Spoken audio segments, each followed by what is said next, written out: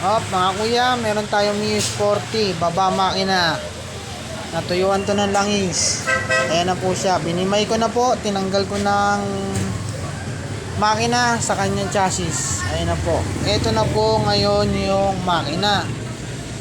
Ngayon, nasabi ng customer, ano po, tawag dito, maingay po siya.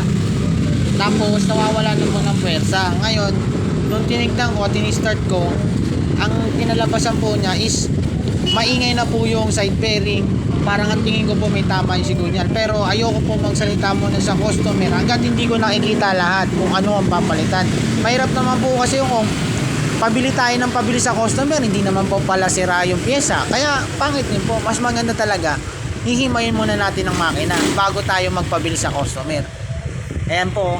Ang nakita ko naman po ngayon nung binaklas ko, ito po, natuyuan po yung sa rocker arm niya. Ayan, tuyo-tuyo, wala pong langis nung binuksan ko. Ayan. Hindi ko lang po sure kung may langis pa talaga to dahil bukas ko pa talaga siya totally babaklasin.